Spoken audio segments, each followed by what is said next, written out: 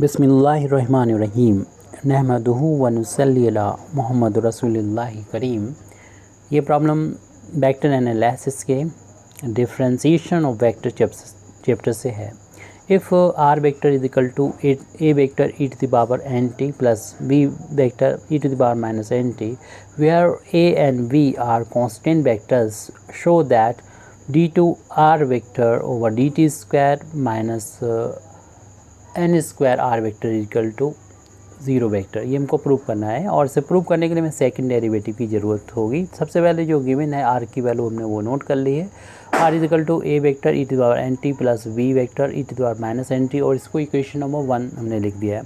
तो second derivative हमें तभी मिलेगा जब हम फर्स्ट डेरिवेटिव को फाइंड करेंगे। इसके लिए हम अगले पेज पर जा रहे हैं और इसको यहाँ पर फर्स्ट डेरिवेटिव की वैल्यू को पहले फाइंड करेंगे, यानी इक्वेशन नंबर 1 का डिफरेंशिएशन करेंगे विद रिस्पेक्ट टू टी। इसलिए हम यहाँ पर लिख भी सकते हैं differentiating equation 1 with respect to T we get D R over D T. तो यहाँ पर हम आर की जो वैल्यू दे रखी है वहाँ को पुट कर देंगे। आर की वैल्यू है A vector E to the power N T plus B vector E to the power minus N T.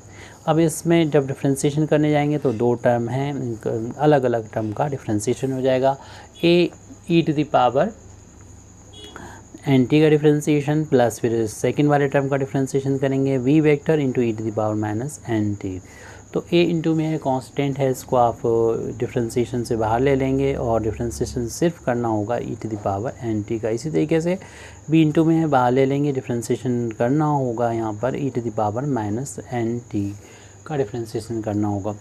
तो ए वेक्टर और इसको डिफ्रेंशिएशन जब करेंगे ई की पावर टी का डिफ्रेंशिएशन ई की पावर टी होता है, क्योंकि हम लोग जानते हैं जैसे कि ये पढ़ रखा है ई की पावर एक्स का डिफ्रेंशिएशन ई की पावर एक्स होता है। लेकिन यहाँ पर ये ई की पावर यानी सेम है, ये एक्स है वो ये यहाँ पर भी एक्स है, लेकिन इधर तो हमारा टी है ये एन टी है। तो आप इसे टी मान के ही चलेंगे और इसका ई की पावर एक्स का जिस तरीके से ई की पावर एक्स होता है ऐसी की पावर एन टी ये लिख देंगे। लेकिन ये टी नहीं था इसलिए इसको दोबारा से चेन रूल के अकॉर्डिंग इसको दोबारा से एन टी का डिफ्रेंशिएशन करना होगा। प्लस ऐसे ही यहाँ पर इस वाले टर्म में भी देखना है, बी को वैसे लिखने के बाद इसे टी समझेंगे और इसका डिफ्रेंशिएशन तो यही हो जाएगा। लेकिन ये टी है नहीं इसलिए इसका दोबारा से मल्टीप्लाई में डिफ्रेंशिएशन करना होगा। A vector E to the power N T और यहाँ पर एन अगर कांस्टेंट में है वेरिएबल के तो इसे बाहर ले लेंगे और फिर टी के रिस्पेक्ट में डिफ्रेंशिएशन करना होगा। आपको मालूम ही है टी के रिस्पेक्ट में डिफ्रेंशिएशन जो होता है 1 के इक्वल होता है, तो हमने डायरेक्ट लिख दिया। Plus B vector E to the power minus N T और इसमें माइनस एन कॉन्स्टेंट है, इंटू में है बाहर ले लिया, टी के रिस्पेक्ट में डिफ्रेंशिएशन 1 हो गया। अब इस माइनस को की वजह से ये प्लस जो होगा माइनस में कन्वर्ट हो जाएगा और ये वैल्यू यानी हमारे फर्स्ट डेरिवेटिव आर का with respect to T D R over D T की वैल्यू आ चुकी है। एन को शुरू में लिख दें एन ए वेक्टर और E to the power N T और फिर माइनस हो गया, एन को पहले लिख दें वी वेक्टर और E to the power minus N T.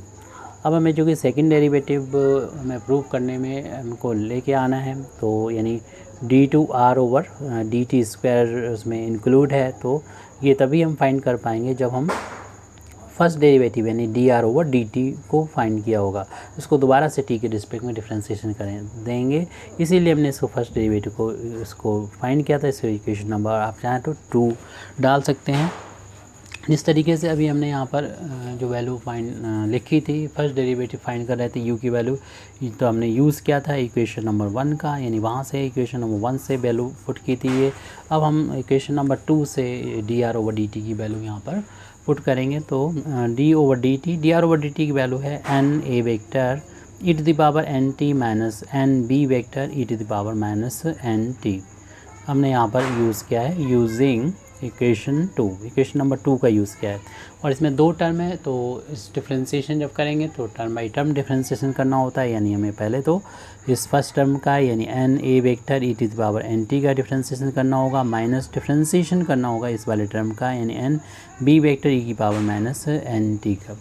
तो ये कांस्टेंट है यहाँ पर फैक्टर्स, वो तो हम डिफ्रेंशिएशन के डिफरेंशियल ऑपरेटर से बाहर ले लेंगे, यानी एन ए वेक्टर को बाहर ले लेंगे। डिफरेंशिएशन सिर्फ करना होगा E to the power N T का। इसी तरीके से यहाँ पर एन वी वेक्टर का डिफरेंशिएशन करना होगा, टी के रिस्पेक्ट में डिफरेंशिएशन करना होगा ई की पावर माइनस एन टी का।